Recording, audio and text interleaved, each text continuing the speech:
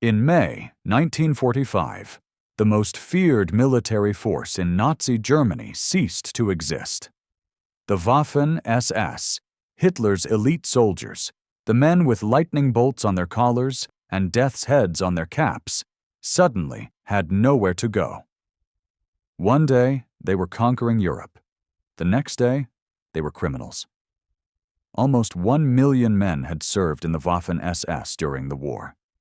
They had fought on every front. They had won famous victories. They had committed terrible atrocities. And now, with Germany defeated, they faced a simple question. What happens next? Some were captured and put on trial. Some were executed for war crimes. But most of them simply vanished into the chaos of post-war Europe. They changed their names, burned their uniforms, and pretended to be ordinary soldiers. They scattered across the world, from Argentina to Australia, from Canada to Egypt. This is the story of what happened to the Waffen SS after 1945. Where did they go? How did they escape justice?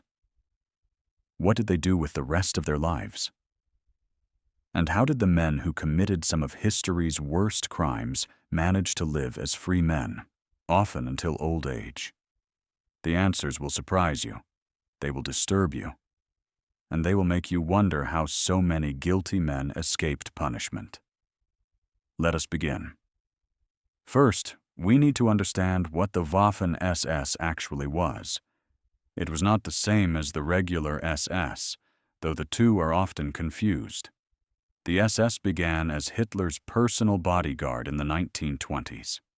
The letters stood for Schutzstaffel, which means protection squad.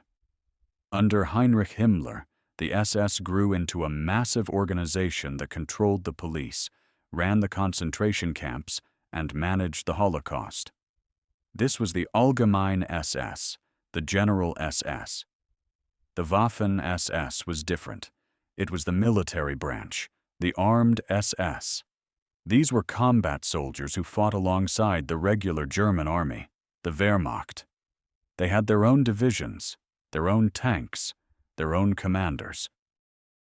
By the end of the war, the Waffen SS had grown to nearly 40 divisions and almost 900,000 men.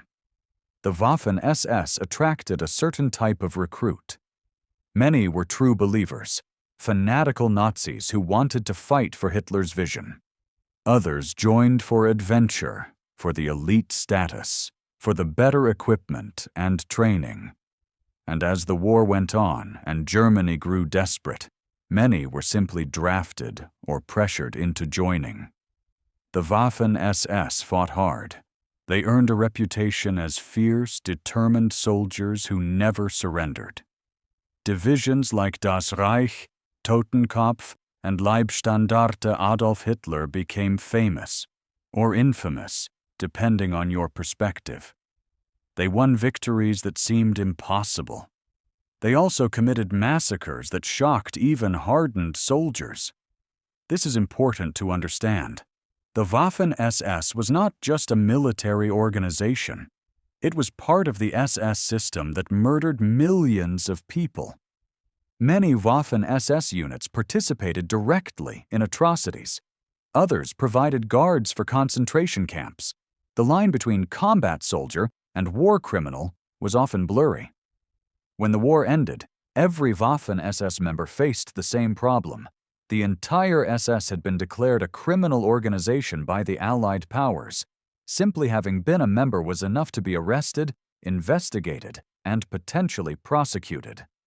The lightning bolt tattoo that every SS member had under their left arm became a mark of guilt. So what did they do? The first priority was survival. In the final weeks of the war, Waffen SS units fought desperately to surrender to American or British forces rather than the Soviets. They knew what awaited them in Soviet captivity. The Eastern Front had been brutal beyond imagination. Both sides had committed atrocities. Soviet prisoners could expect harsh treatment, slave labor, and often death. Western captivity was different. The Americans and British were more likely to follow the rules of war. Conditions in their prisoner camps were difficult but survivable. Most importantly, the chances of eventually going home were much higher. As Germany collapsed, thousands of Waffen SS soldiers stripped off their uniforms, put on civilian clothes or regular Wehrmacht uniforms, and tried to blend in with the masses of ordinary soldiers surrendering to the West.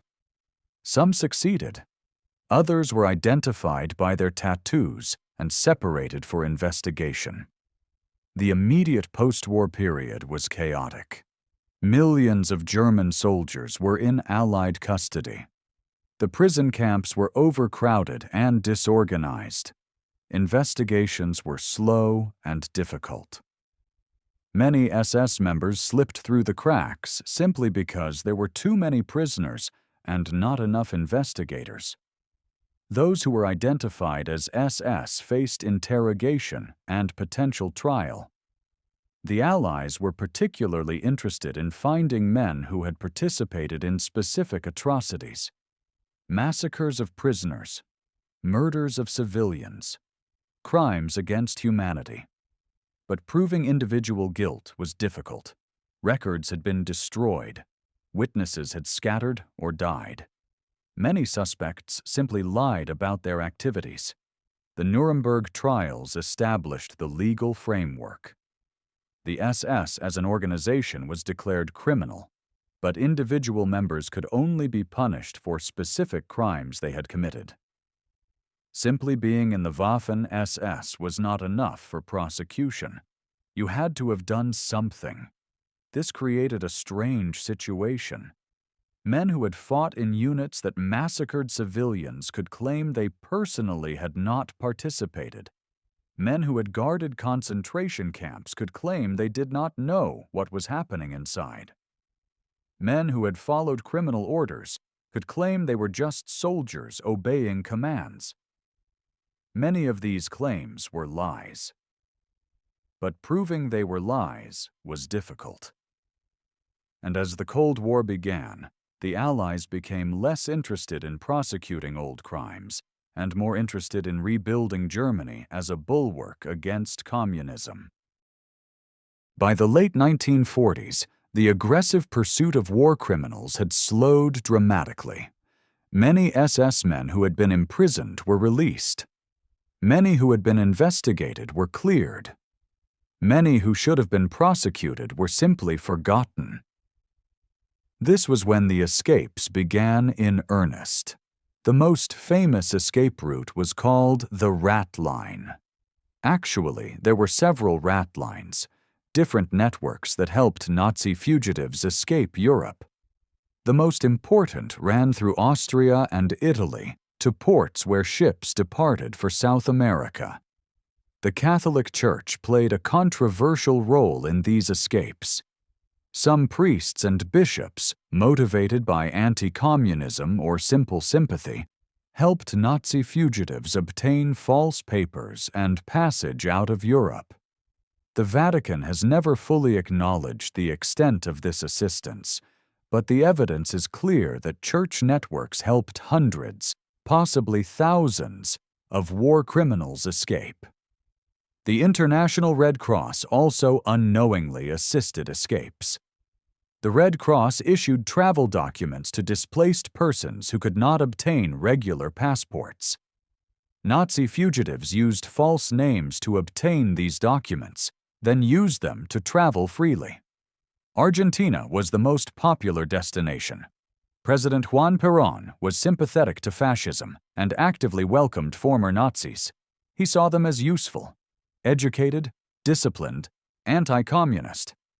Argentina became home to thousands of SS veterans, including some of the most notorious war criminals in history. Adolf Eichmann, one of the main organizers of the Holocaust, lived in Argentina for years before being captured by Israeli agents in 1960. Josef Mengele, the Angel of Death, who conducted horrific experiments at Auschwitz, lived in Argentina and later Brazil until his death in 1979. He was never captured. Erich Priebke, who participated in the massacre of 335 Italian civilians, lived openly in Argentina for decades before being extradited in the 1990s. But Argentina was not the only destination. Former SS members scattered across the globe. Many went to other South American countries. Brazil, Chile, Paraguay, and Bolivia all received Nazi refugees. Some of these countries had German immigrant communities that welcomed the newcomers. Others had governments that simply did not care about European war crimes. Some went to the Middle East. Egypt, in particular, recruited former German military and intelligence officers to help modernize its armed forces. Syria also welcomed former Nazis. Some converted to Islam and took Arabic names. They found new careers as advisors, trainers, and security specialists. Some went to North America. Both the United States and Canada accepted immigrants who lied about their wartime service. Security screening was imperfect. Men who had served in the Waffen SS claimed to have been regular soldiers or even forced laborers. They built new lives in Cleveland, Toronto, and dozens of other cities. Some went to Australia, South Africa, or other Commonwealth countries. The British Empire needed immigrants to develop its territories. Former Germans were acceptable as long as they had useful skills and no obvious war crimes record, and many simply stayed in Germany. This might seem surprising. How could SS veterans live openly in the country they had terrorized? But Germany in the late 1940s and 1950s was focused on rebuilding, not on punishing the past. The economy needed workers. The new government needed administrators. Many former Nazis, including former SS members, simply resumed their careers as if nothing had happened. The process was called denazification, but it was often superficial. Germans filled out questionnaires about their wartime activities. Most lied. Investigators were overwhelmed with cases. The desire to move forward was stronger than the desire for justice. By the mid-1950s, denazification was essentially over. Former SS members who had avoided prosecution were free to live normal lives. Many did exactly that. They became businessmen, lawyers, doctors, teachers. They married, had children, and never spoke of the past. Some even entered politics. Hans Martin Schleyer, a former SS officer, became president of two major German business associations before being kidnapped and murdered by left-wing terrorists in 1977. Kurt Waldheim, who served in a Wehrmacht unit involved in war crimes, became Secretary General of the United Nations and President of Austria. The infiltration of post-war institutions by former SS members was widespread and systematic. West Germany's intelligence service, the BND, employed numerous former SS officers. The police forces included many veterans of units that had committed atrocities. The judiciary included judges who had served the Nazi regime. This was not accidental. In the early Cold War, anti-communism was more important than anti-Nazism. Former SS members who could provide intelligence about the Soviet Union, who could help organize anti-communist networks, who had useful skills and connections, were welcomed rather than prosecuted. The Americans were particularly active in recruiting former Nazis. Operation Paperclip brought German scientists, including some with SS connections, to work on rocket programs. The CIA employed former SS intelligence officers as assets in Eastern Europe. Klaus Barbie, the Butcher of Lyon, who had tortured and murdered French resistance fighters, worked for American intelligence before being helped to escape to Bolivia. Let me tell you about some specific cases. These stories show the different paths that Waffen SS veterans took after the war. Joachim Peiper was one of the most decorated Waffen SS officers. He commanded a battle group that murdered 84 American prisoners during the Battle of the Bulge, an incident known as the Malmedy Massacre. After the war, Peiper was convicted of war crimes and sentenced to death. But his sentence was reduced, and he was released from prison in 1956, having served only 11 years. Peiper returned to civilian life in Germany. He worked for Volkswagen and later Porsche. He lived quietly until the 1970s, when he moved to France. In 1976, his house was firebombed, and Peiper died in the fire. His killers were never identified, but it was believed to be revenge for his wartime crimes. Leon de Grelle was a Belgian fascist who commanded the Walloon SS division. He fled to Spain at the end of the war and lived there under the protection of the Franco regime. Belgium repeatedly requested his extradition, but Spain refused. De Grelle lived openly as a fascist until his death in 1994, giving interviews, writing books, and denying the Holocaust. He never faced justice. Otto Skorzeny was the SS commando who rescued Mussolini from captivity in 1943. After the war, he was tried for war crimes, but acquitted. He moved to Spain, then to Argentina, then back to Spain. He worked as a military advisor and businessman, reportedly helping organize escape networks for other Nazis. He died in 1975, a free man and something of a celebrity among fascist admirers. Herbert Kappler was the SS commander in Rome who ordered the massacre of 335 Italian civilians in the Ardeatine caves. He was convicted and imprisoned in Italy. In 1977, when he was dying of cancer, his wife smuggled him out of prison in a suitcase. He died in Germany a few months later, having escaped his sentence in the end. Erich von dem Bach-Zelewski was an SS general who commanded units responsible for murdering tens of thousands of people during anti-partisan operations. Despite this horrific record, he was never prosecuted for these specific crimes. Instead, he was used as a witness at Nuremberg and later convicted only for murders committed during the Nazi seizure of power in 1933. He died in prison in 1972, but never faced justice for his worst crimes. These cases show a pattern. Some SS veterans were caught and punished. Some were caught and released early. Some escaped entirely and lived free until old age. The system of justice was inconsistent, inadequate, and often corrupted by Cold War politics.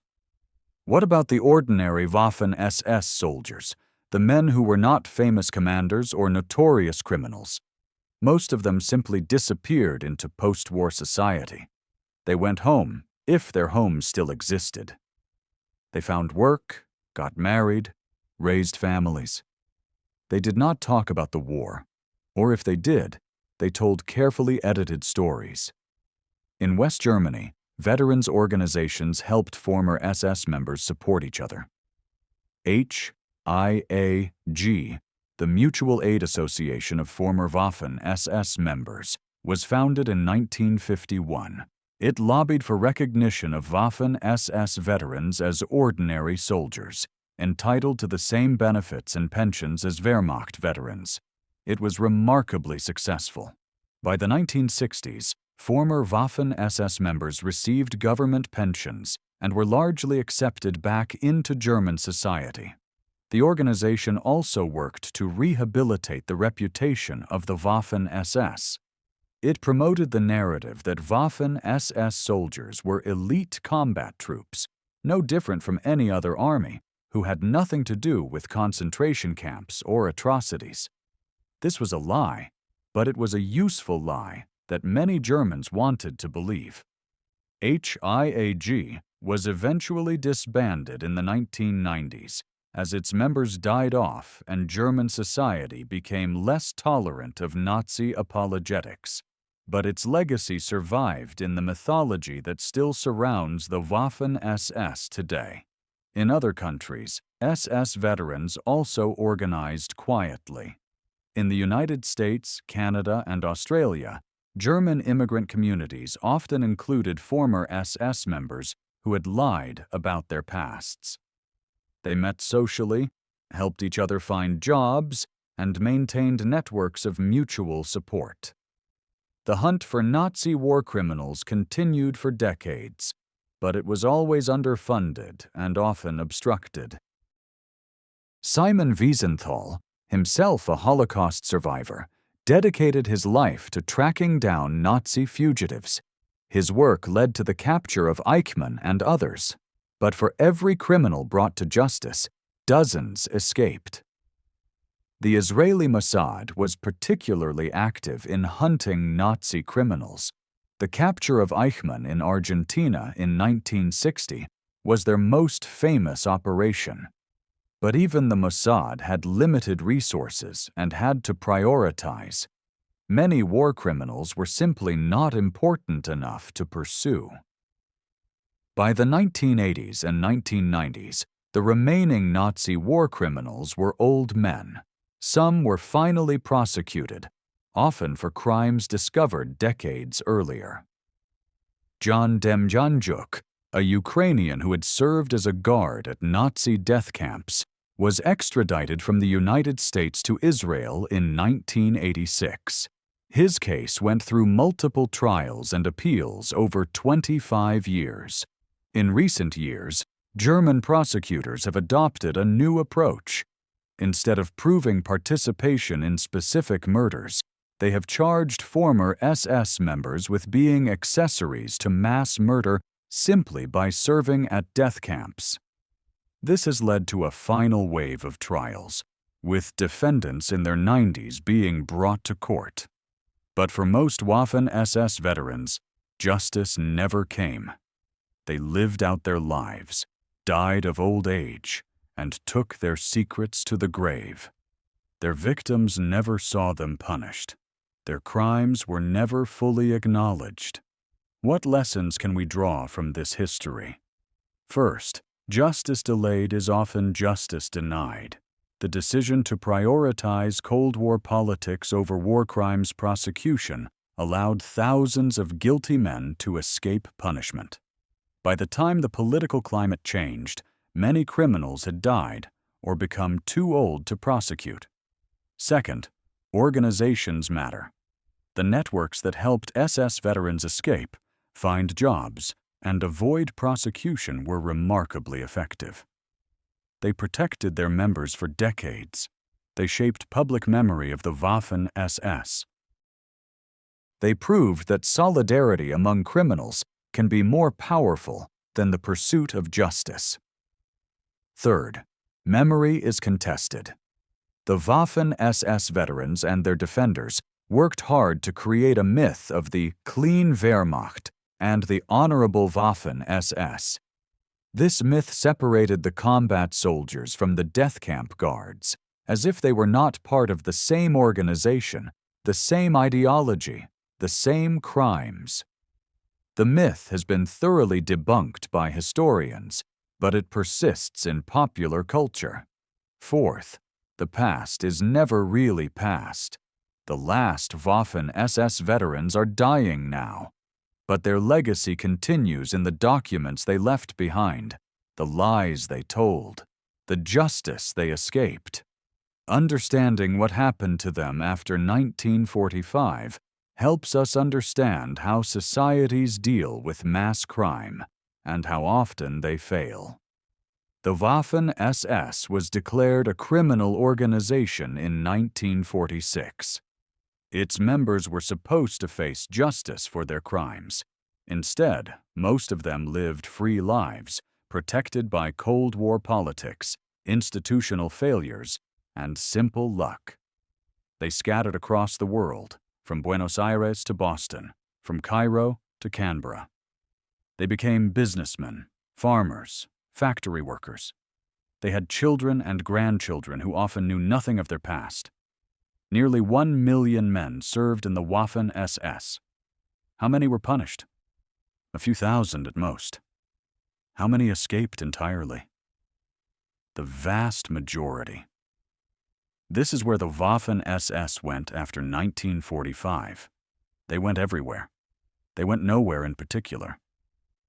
They disappeared into the ordinary world, hiding their extraordinary crimes behind ordinary lives. The lucky ones died in bed, surrounded by family, at peace. Their victims had no such luck, and history recorded both outcomes with equal indifference. That is the story of the Waffen SS after the war. It is not a story of justice. It is a story of escape, survival, and forgetting. Remember it, because the men who should have remembered chose to forget.